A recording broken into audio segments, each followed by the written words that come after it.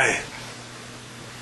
Well, at the risk of boring you, I'd like to relate some of the memories that I've accumulated over the past 90-odd years. I'll start back in 1929, the Great Depression. We were a very poor family. The house was heated with a coal stove in the living room. The problem was we didn't have coal. Brother Irv and I would go up to the railroad where they had discarded railroad ties, bring them back, cut them up, and burn them. The house stunk of creosote all winter long, but we survived. Also, I'm thinking about 33 and 37, the floods. They were terrible.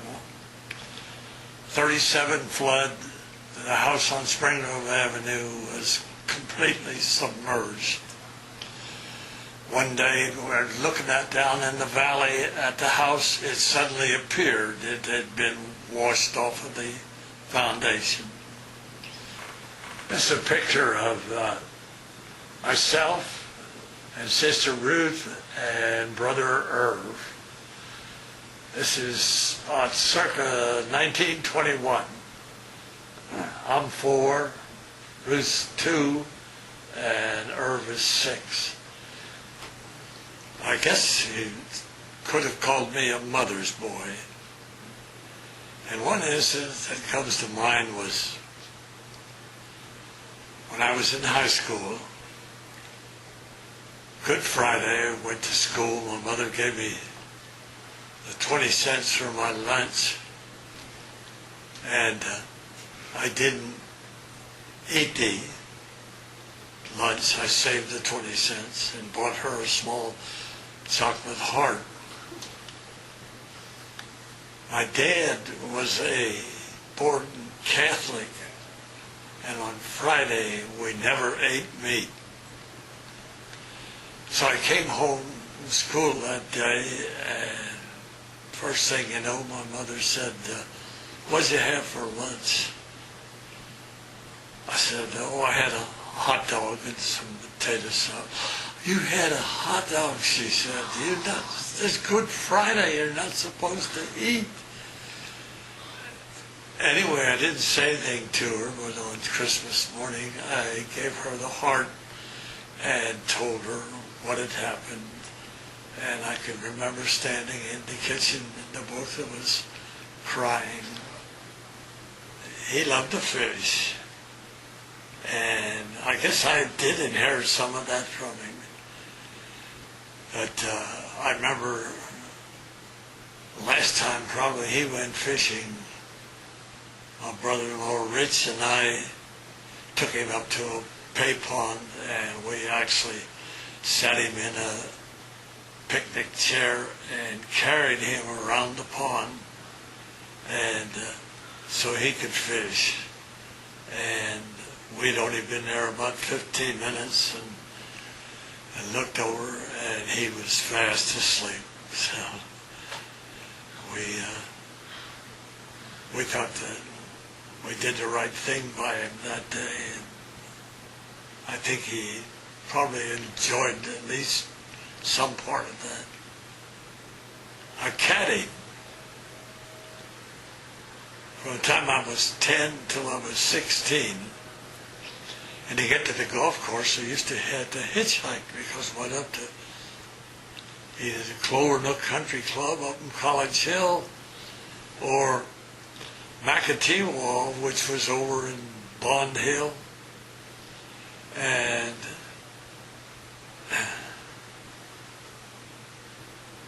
the way they assigned you a caddy's job was at 7 o'clock in the morning, you had to line up on the fence outside the golf course. This was at McAtee. And when the guy blew the horn, you ran. And the first one there was the first one out, the second one. And, if you were slow, you maybe didn't get a job that day. And the job paid like a quarter for 9 holes, so you got 50 cents for caddying 18 holes. And hopefully then God give you a tip maybe, but that wasn't a very lucrative job. After I got out of high school, before I took that job with Procter & Gamble, I answered an ad and I got a job in Tom McGann's shoe store, selling shoes. And the guy who trained me gave me a 5-minute training period explaining some of the terms on the shoes, what the welts and whatnot are. And I remember a person coming in, and I think they tried on every pair of shoes in the store, and they said, "Oh, I guess I'll wait," and walked out, so I gave up selling shoes. I wasn't meant to be a shoe salesman. The family was poor. When the floods come along, we didn't have a dime to our name, no clothes, no nothing. Some of the neighbors, some people from the church actually took me out and bought me clothes. So I don't really look back on it as being a happy experience. Right? Yeah, when I went to high school, there were days when I did without dinner. Yeah. And was trying to play basketball on an empty stomach and things like that.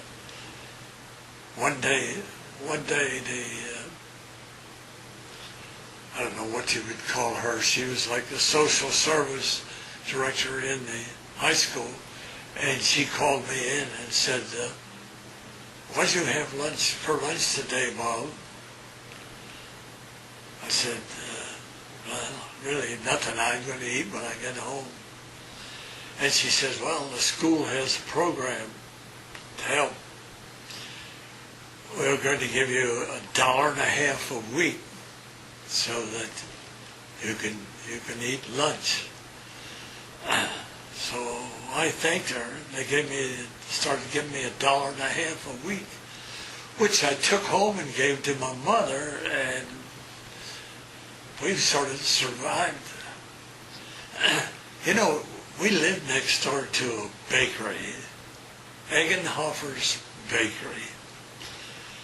And when Eggenhofer would close for the day,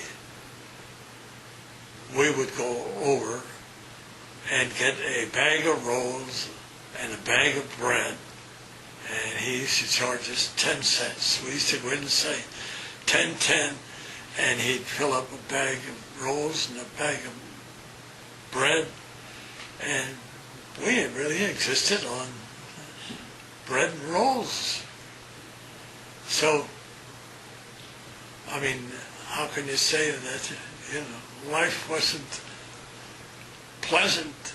There was too many unpleasantries mixed in with it. That after Ginny and I were married, it was the busiest 6 years of my life. I went back to school.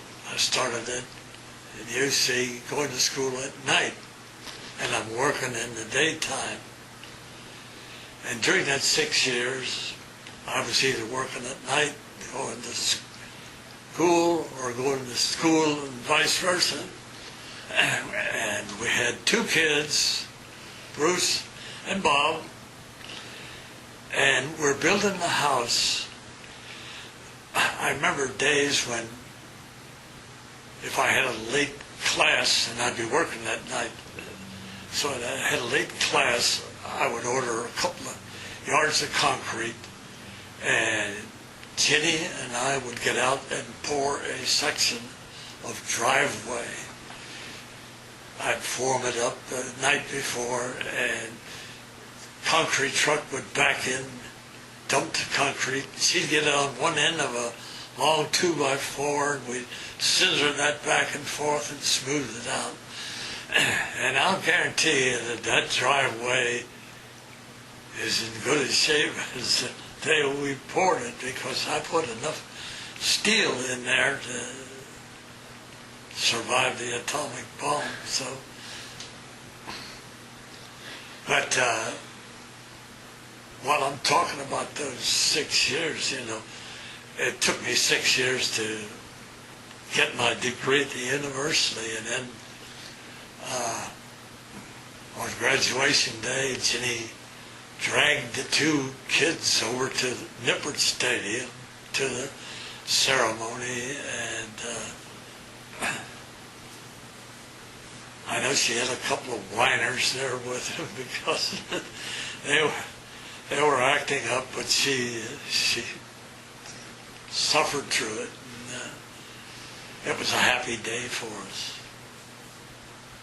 Well, then that started the process of the scouting. Boy Scouting. Jenny was a den mother. I was a Cub Scout leader. And between Bruce and Bob and Mark, we spent 16 years in scouting. And Bob loved to play baseball, so we had to go to Little League baseball games. Well, Mark was, he was the kid, the kid to his big brothers. And they used to heckle him quite a bit. I remember one incident when we were traveling. We would go out to Florida, and we stopped at a motel. And the motel had one of these machines that you turn and you grip the handles and you turn, and saw how much electricity you could generate. And of course, they don't tell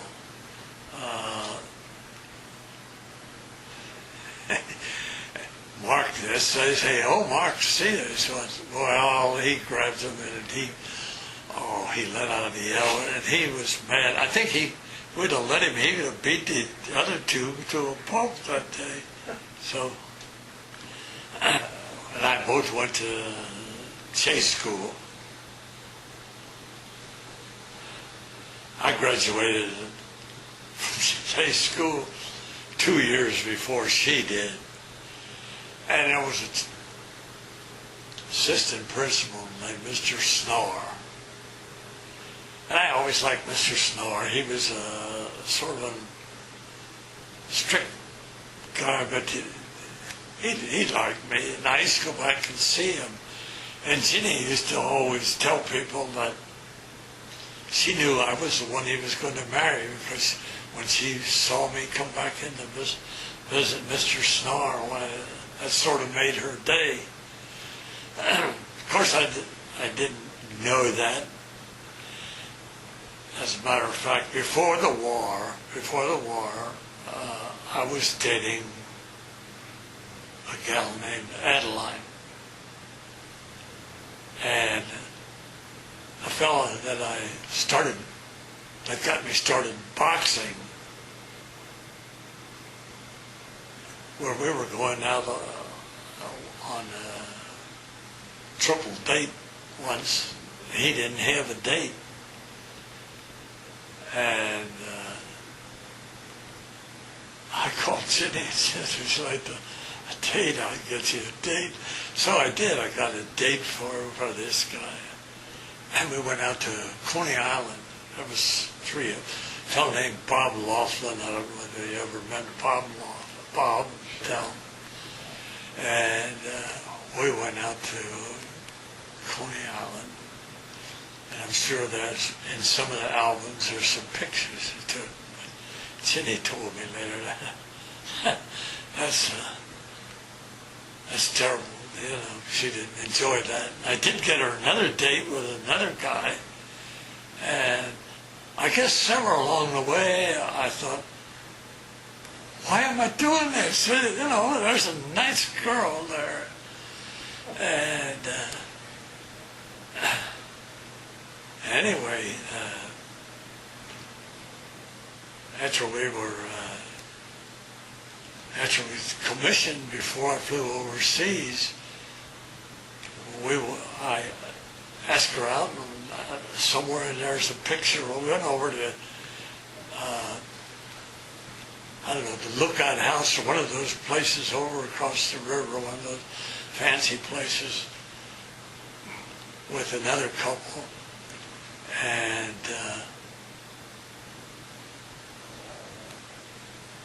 about that time, I took off. You know, she actually wanted to come out to meet me in Nebraska when we were headed out the southern route to go over into Italy. And I told her, no, I don't think she should. So she didn't come. And I used to write her about every other day up until the time they were shot down. And then after that, the communication was very limited. But at least we knew how we felt about each other. Because when I got back,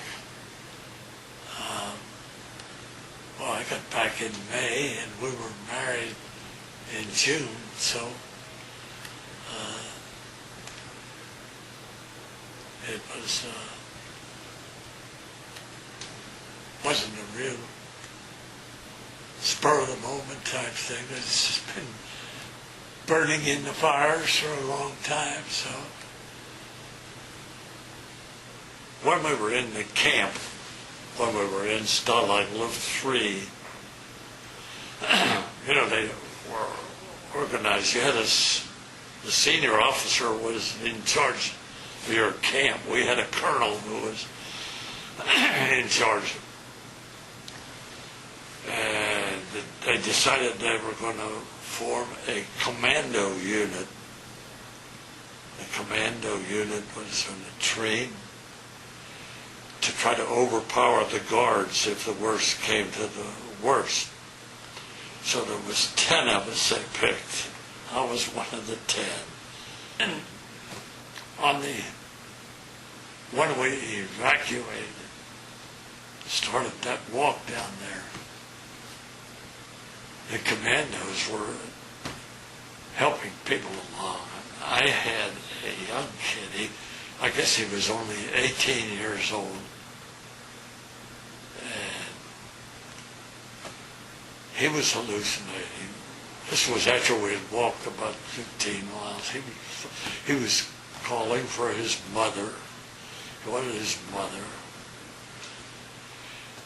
And he broke away from me. I was holding him because I had sort of pushed him along. And he broke away from me and started out off of the road, and the guard started swinging a rifle around at him. And I started following him. I started to run after him because he actually ran into a small creek that was half frozen over. I had to go in and get him. But the funny thing about it was the guard, when I started after him, he turned the rifle and shoved it in my stomach. And he says, "Shissen," which is shoot, which sounds an awful lot like scheissen, which is another German word. And I ignored him. I went and got the kid. I brought him back in. I never did find out how he survived, but I held on to him as long as I could. And finally, I gave him 2 other guys that were going in, and they dragged him along. Prison camp there was cut out of a pine forest. When we got there, there was a field back there which was devoid of trees, but not of stumps. The place was full of pine stumps.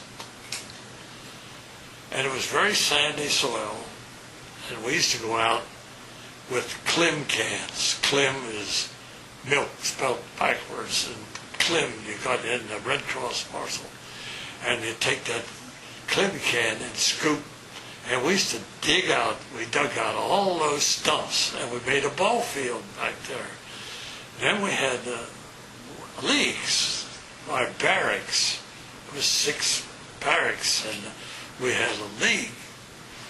And I was the pitcher for our barracks. The thing was, this was a very intense rivalry.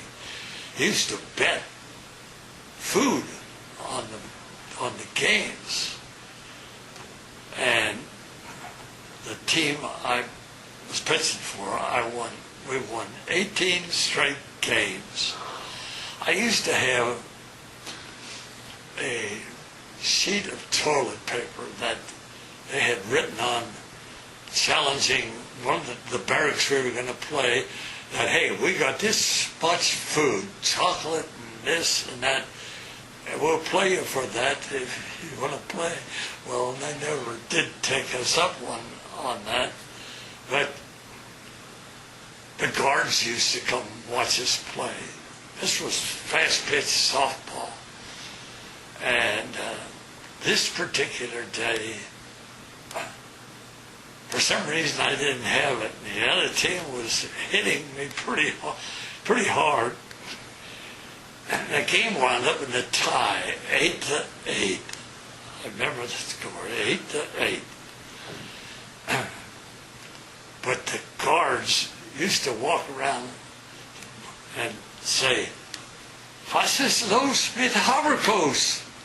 They were wondering why, I won 18 games, and all of a sudden these guys are batting me around. So that became a phrase, and, was ist los mit Haverkos, all over the compound. So there was a little levity in there. The room in the barracks was a room about this size, about the size of, there was 5 3-tiered bunks in there. 15 of us living in that room. And believe me, I think that's where I learned to get along with people.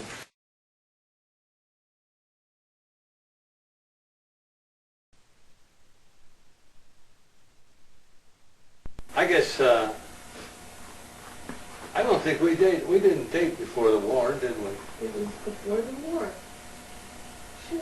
What was your first date with me? I don't know. I can't believe I don't think it was supposed to. If you can't remember that, I'm not going to tell. You mean the one I took you out in my Uncle Joe's Packard? Yeah, Beverly Hills. With Laughlin's and... Yeah, but you can't remember. Yeah, I can remember that. What did you do? Where did you go?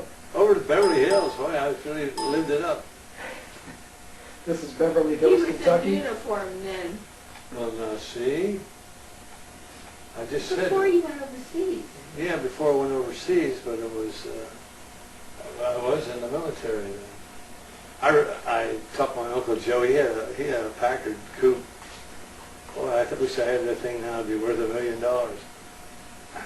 But we went over to Beverly Hills and lived it up. And I was just in the service, and I'd just been commissioned. I think it was after I was commissioned, we got a few days off. And really, that was the only date I had with her before up to including that time until the war with me. When I came home on leave, I don't think we had dates. You were still going with Harry pretty much, so then, right? Yeah. How old were you, Mom? I think about 22. Dad thought he was 21. Yeah, I think. Well, these were different times before he went in service that he got me dates. Yeah. And that last date he got me, I said, the next time Bob Haverkos calls, I'm going to slam that phone down. And next time he called, I was ready to put the phone down, and he said he would like to take me out. Well, I almost fell over. And you didn't tell him about the whole date. He lost the bar on his uniform. Yeah. He spent part of his night looking for the bar. You know, like he would get arrested. My second lieutenant bar. He would get arrested if he didn't have that bar on. How did he lose it? Did it just I fall don't off? know. I don't know. No, he was so proud of it. Well, I was proud of it too. And we won't tell him what happened in the car, right? No, we have to hear that. What happened in the I car? don't remember what happened in the car. What a memory. Well, go on and then tell him what happened afterwards, after you got in service. Well, we started to write. And, No, wait, what happened in the car? oh, you mean you graduated? What happened? Tell them what happened in the car. No, I won't tell. I didn't know what happened in the car. I was a perfect gentleman. That's why when you put your hand on my leg like This that. is on tape, Rob. I don't remember. By golly, I don't remember. If you know something, you tell them. What do you remember, Mom? Oh, the usual. You know, he's going away to service and so forth. He didn't get any place, though, with Jenny. And we started writing it, and it got more serious. And I guess I should tell you how I decided I was going to marry him. Is when I was in the 7th grade, and I was sitting in Miss Stapleford's, is that her name? Class, in the first row, and he knocked at the door and he came in. And I thought, well, I knew who he was because we had gone to First Christian Church on Fergus Street in the North Side before we went to Chase Avenue, and I knew who Bob was. And when he knocked at the door, he came in, was talking to the teacher. This happened to be one of his favorite teachers also. And I sat there and I said, I'm going to marry you someday. And I did.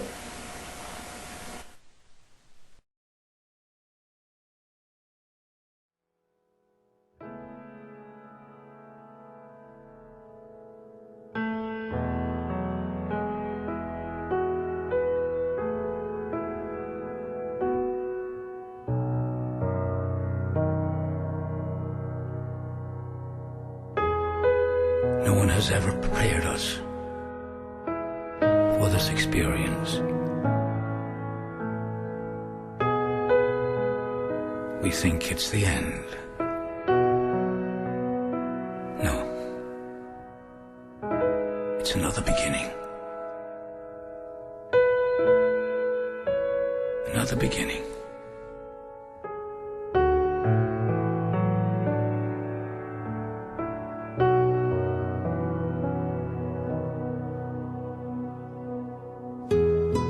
It's knowing that you loved.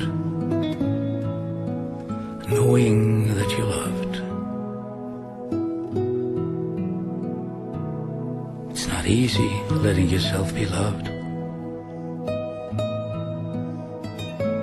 Of course, we've learned to judge ourselves. And we're always judging ourselves.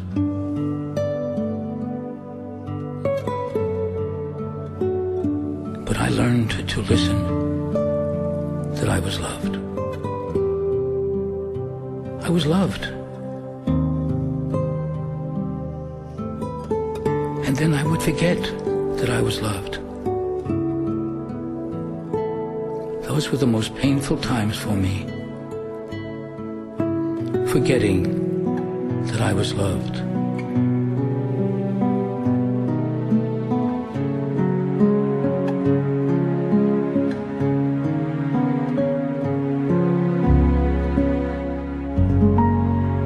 So you've let yourself be loved while you've been here?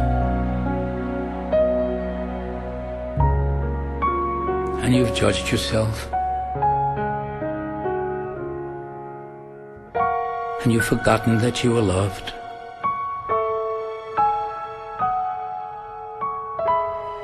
And you became alone? But you will always be here. You are blessed. You are forgiven.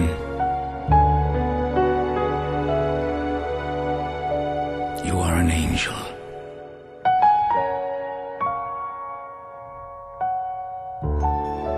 You have to listen that you're loved.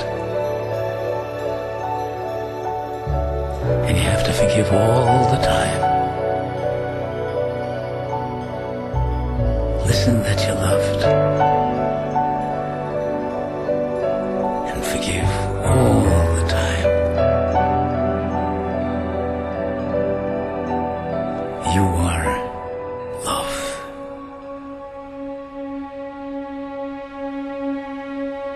Farewell, my son. Farewell, my daughter. Farewell, my father. Farewell, my mother. Farewell, my sister. Farewell, my brother. Thank you for letting me love you. Thank you for letting yourself be loved. God bless you.